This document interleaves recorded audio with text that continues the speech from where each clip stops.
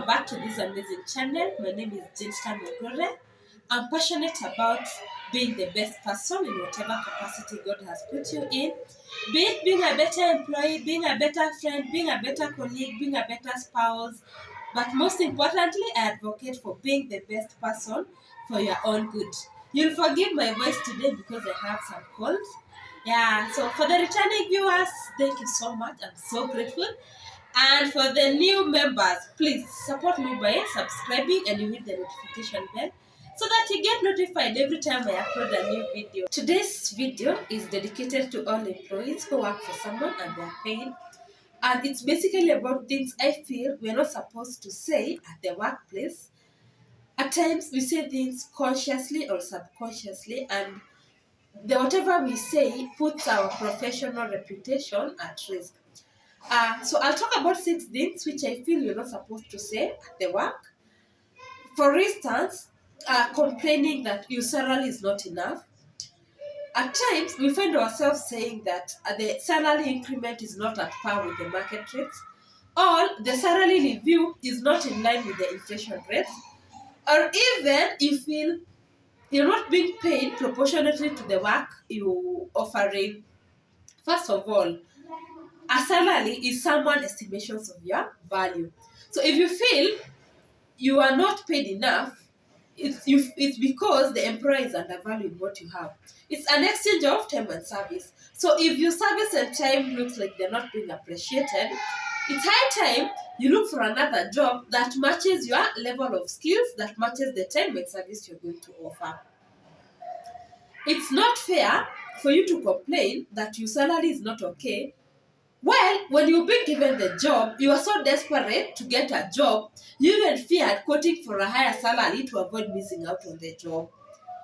So, I recommend you don't say how much your salary is not enough to cater for your bills. It's up to you to look for another job.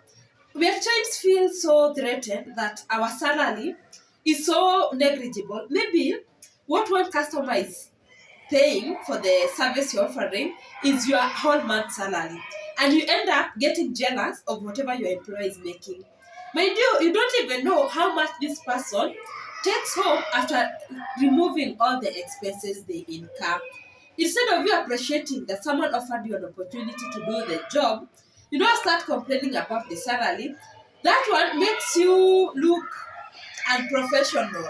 If you feel you're not content with the salary, just look for another job or look for another side hustle, but don't come complaining it to your fellow employees.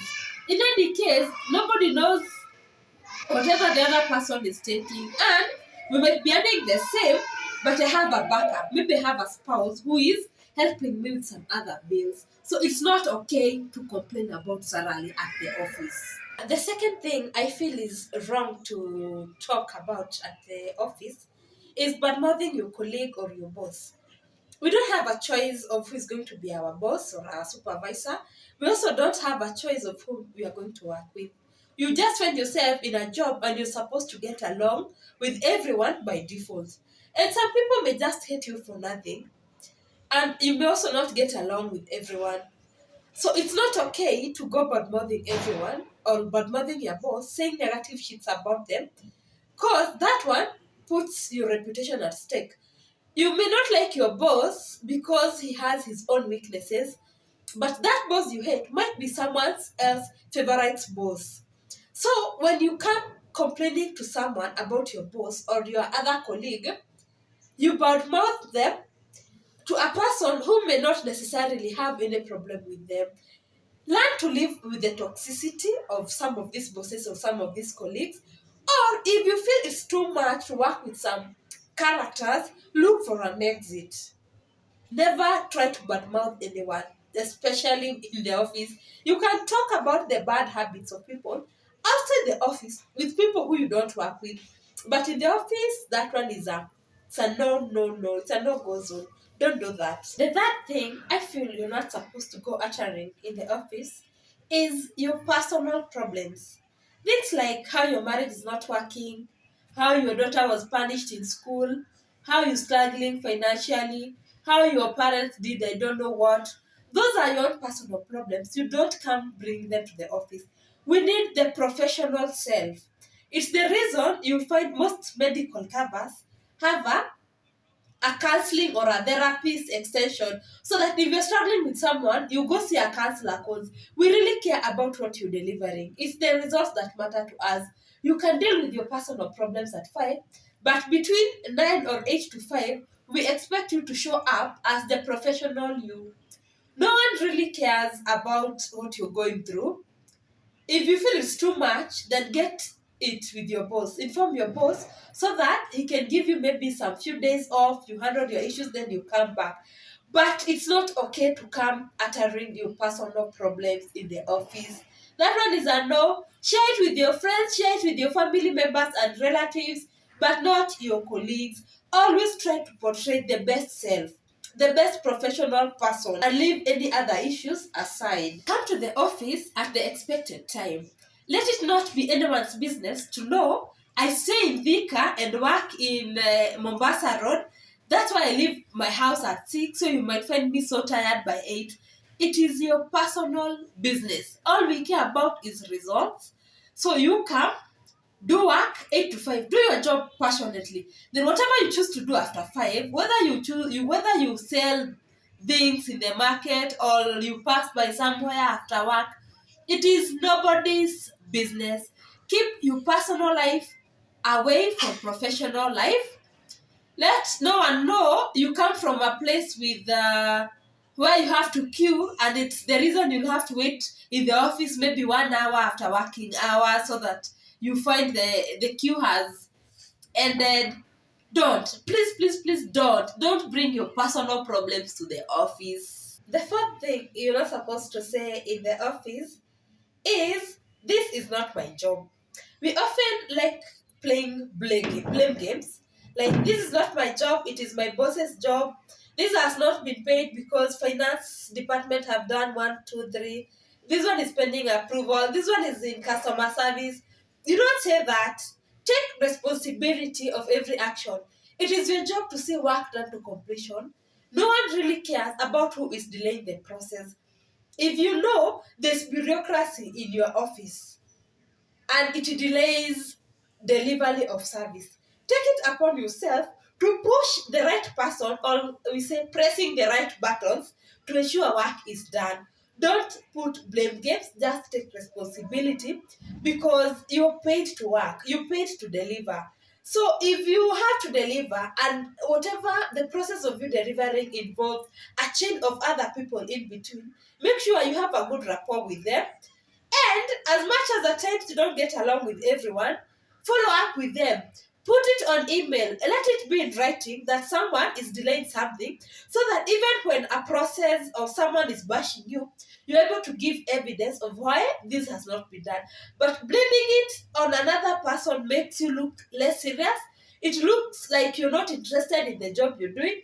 It looks like you are the kind of a person who needs to be pushed to see things done.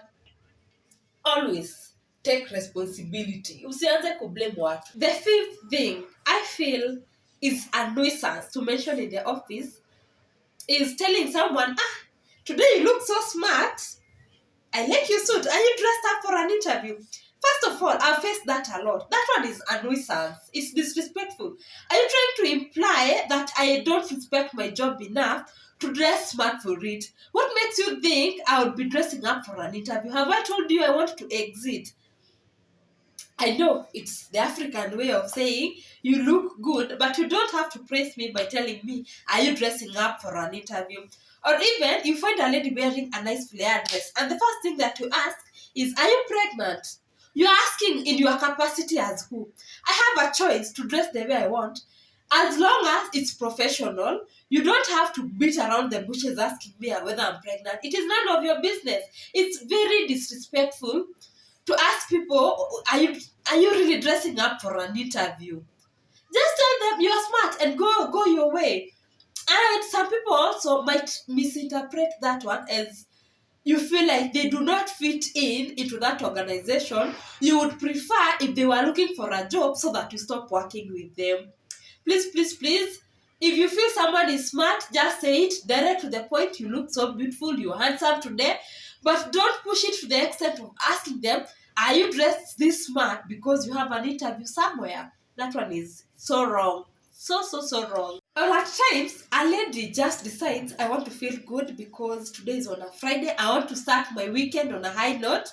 Then a gentleman somewhere asks them, are you having a date today? And probably this person is even married. They are not interested in this. They just dress nice because they want to. They really don't have any motive after work. So why would you come asking someone whether they have a date? If you want to take someone on a date, tell them in advance so that they dress well for that date. But don't wait until they've dressed well and you interpret they're going for a date so that you start asking them. It is disrespectful, especially to the married people. Please, kaishima kidogo too. People will just dress because it is the way they like it. Point number 6, I feel you're not supposed to say, oh, just a minute, wait a second. That one is a nuisance to some extent. Because practically, it is not possible to deliver a task in just a second or just a minute. We often say this to relieve us the pressure of explaining why we've not done a task. But in the long run, it is practically impossible to do something in a second. Or at times someone just wants to disrupt you and they're like, oh, just a second. Then whatever you said is just a second or just a minute ends up taking up 10 minutes of someone who was busy with her own schedule. Before you tell someone next time that it's just a second or it's just a minute, please check on their availability first. If they are available, you can go ahead. If they are not available, then reschedule to another time that is flexible with them. But this just a minute, just a second thing, it is a waste of time. And at times, you tell someone just a minute, after 1 minute, they are checking, they're already sending you a reminder. Do you really want to be put to shame because you failed to deliver on what you promised? It is always cool to under-promise and over-deliver rather than over-promise someone at within a minute or kiasi tu chill tu kidogo tu ni kumalizia, then the kidogo tu ends up being hours. And it's a habit. It can be a bad habit. You can say it today, tomorrow, until everyone knows. Ayo akikwambia just a minute, wewe jua hiyo atafanya kesho ama he'll not even do it. Yeah, so avoid saying just a minute or just a second. It's a nuisance at every cost. Don't say it. This common phrase we like saying, oh, this is not my job. This is above my pay grade. I'm not paid to do this and that. My salary scale is not for such kind of tasks. That is wrong. We often say these kind of phrases when we feel someone is adding more responsibility to us and we don't want to do it, or someone has called a deal and the easiest thing for you to do is to point a finger on someone else who you feel maybe they are paid more and you feel it's not fair for you to engage in an extra activity, yet you're not paid for that. Saying such kind of statements makes you look inexperienced, you look unreliable, you look like someone who does not have the ability to solve problems. You cannot find a solution. So if a problem is posed to you, you would rather point it to someone else. You'd rather avoid it at all costs, claiming that this is not part of your job or it is not what you're paid to do, instead of avoiding a responsibility which may be an opportunity for you to show your skills or your experience, or an opportunity for you to gather more knowledge or get more information regarding a product or a service. You close doors. You don't want to expand beyond your comfort zone. You don't want to do more than you are asked to deliver. So avoid saying this is not my job at all costs, especially to your customers. Always remember to be professional. Take care. Guard your tongue. Whatever comes out of your mouth must be filtered by thought first before it is released. Because once it comes out, you cannot take it back. And people interpret this differently. You might be saying this with the intention of meaning something, and someone else who is malicious, and we find malicious people at the workplace most of the times, misinterprets whatever you said, delivers it to someone else, then your professional reputation is at stake.